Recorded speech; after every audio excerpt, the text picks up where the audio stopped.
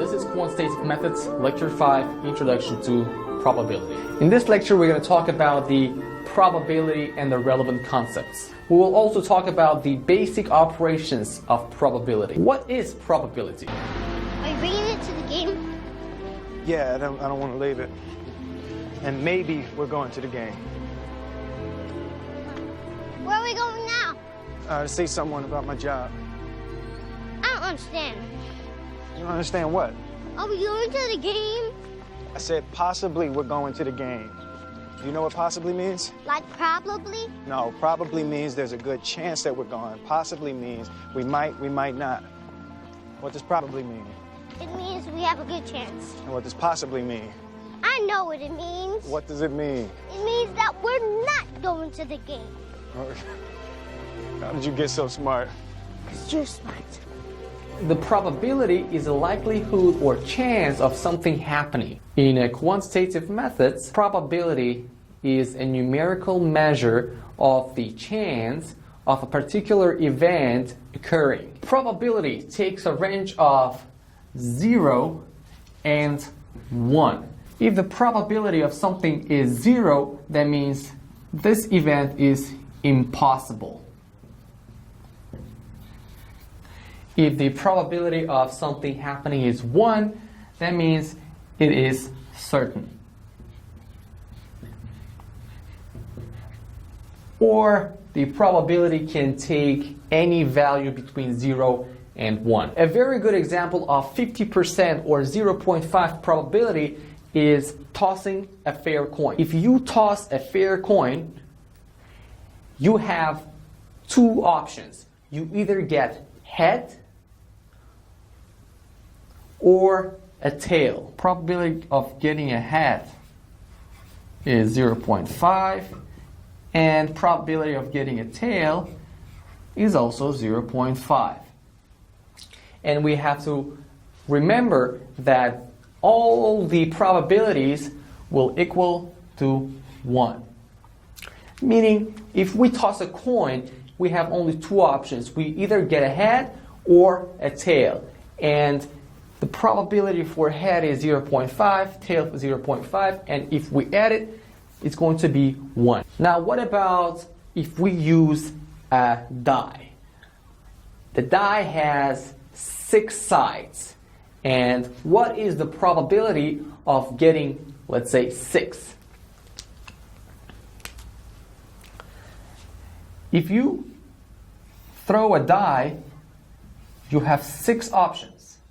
You either get 1, 2, 3, 4, or 5, or 6. And overall, the probability of each of these must be equal to 1. And the chance of getting one of them is equal to any other of them. For example, the probability of getting 1 is equal to 1 over 6. Probability of getting 2 is equal to 1 over 6. Probability of getting 3 is also equal to 1 over 6. Probability of getting 4, 6.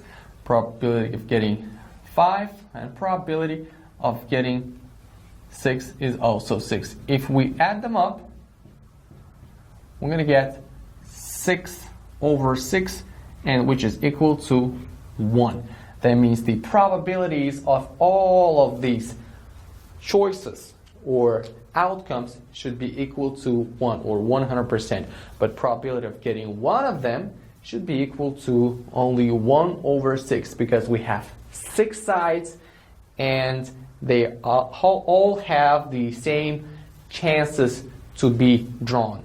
Consider a box. Now, let's say we have 6 blue marbles. 1, 2, 3, 4, 5, 6. And then we have 3 red marbles. 1, 2, 3. And let's say we have 2 black marbles and 1 green marble. So I'm going to make this a green marble. Now, you may be asked, what is the probability of getting a red marble if you put your hand in the box and choose one marble? Now you may be asked to find out the probability of getting a red marble at your first draw. So you put your hand in a box and then choose one marble, and that has to be red. So what is the probability of getting a red marble? Let's say that the number of desired outcomes is, so we want red marble. Probability of red marble, probability of red marble is equal to, on the numerator we have to find total number of red marbles, which is 1, 2, 3. And we have to divide this number by the total number of the possible options. So how many possible options do we have? We have 1, 2, 3, 4, 5, 6, 7, 8, 9, 10, 11, 12. So the probability of having a red marble in your first draw is going to be 1 over 4, which is 0.25 or 25%. Now you know how to calculate the probability of drawing a red marble. Now, can you do the same thing for, let's say, what is the probability of getting a blue marble? Probability of getting a blue marble is equal to, so you count all the numbers, all the marbles that are blue, which is 6, divided by total possible outcomes, which is 12. And the probability is 1 over 2, which is equal to 0.5 or 50%. Now you can calculate the same thing as probability of getting green marbles or black marbles by dividing it by the total number of possible outcomes. If we add up all the probabilities of probability of red plus probability of blue plus probability of black and probability of green, we always will get 1. Now let's get acquainted with concepts of probability. Now the first concept you want to talk about is the experiment. Experiment, as you know from your chemistry, physics, or biology classes, we also have some experiments in statistics. But an experiment can be rolling a die. And every experiment is called a trial. So a repetitive experiment. So you roll the die 20 times, 100 times. So this is every trial. And the result of the experiment or trial is called an outcome. Since this die has only 6 sides, the sample size for this experiment would be 1, 2, 3, 4, 5, and 6. So these are all possible outcomes if you throw a die. You're not going to get 7, you're not going to get 8, you're not going to get any number but from 1 to 6. This is called a sample space. So it includes 6 numbers. A sample point can be any number. And we also have a concept called an event. An event can be a subset of a sample space. For example, you may be asked to find the probability of, let's say, the event A. What is the probability of getting an even number? And B is, what is the probability of getting an odd number? So from here, you say, you count all the even numbers. So here we have 1, 2, 3 even numbers, and the probability of the event A happening is 3 over total number of possible outcomes. That's 1 over to 50%.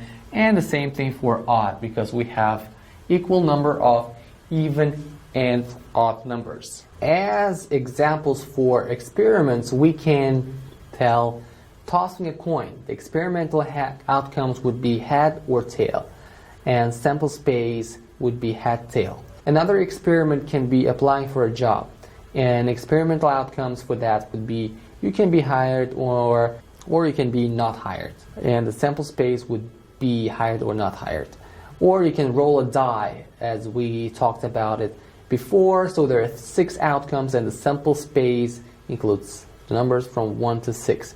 Playing a game can have 3 outcomes. You can lose, you can win, or you can draw. Or running a business can be another experiment.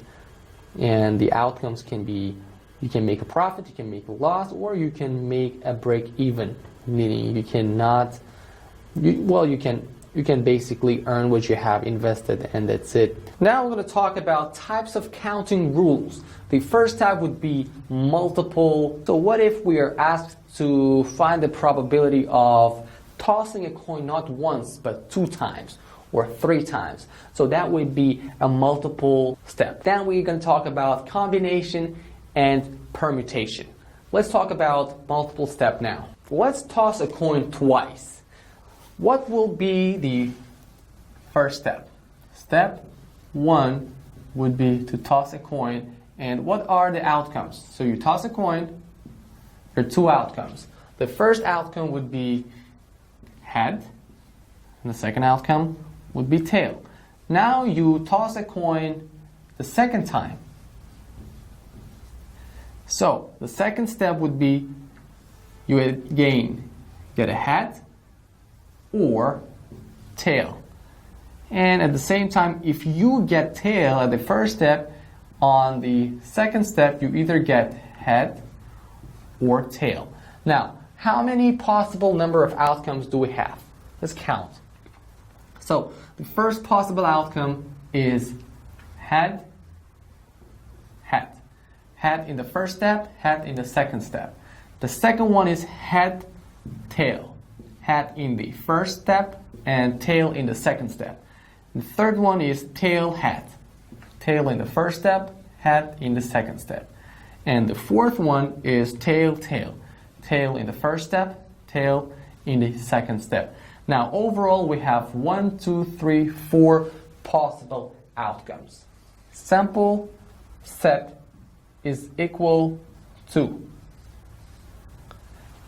head, head, head, tail, tail, head, tail, tail. So overall we have 4 possible outcomes. But how can we know this 4 without actually drawing this diagram?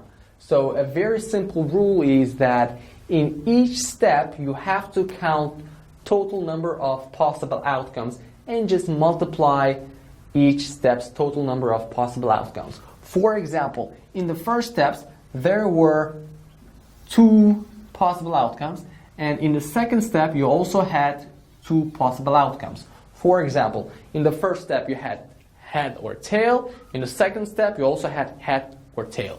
So 2 multiplied by 2, you get 4. So sample set consists of 4 total possible outcomes. I'm gonna show you how to solve a multiple step probability question in a tree diagram. Let's consider tossing a coin twice. All right, so step 1, head, tail, and that's step 2, head, tail, head, tail. And now the outcomes are head, head, head, tail, tail, head, tail, tail. So these are 4 outcomes in our multiple step question. So let's compute the probability of each happening. So overall there are 4 outcomes. So they may ask you the question, what is the probability of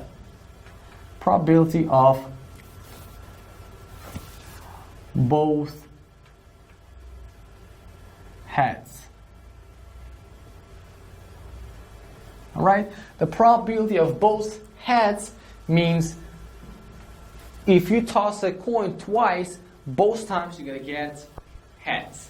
And the probability is only 1 out of 4, which is 1 out of 4, which is 0.25. Now, what is the probability of at least one head? So at least means 1 or 2 heads. Well, let's count. Here we have 2 heads.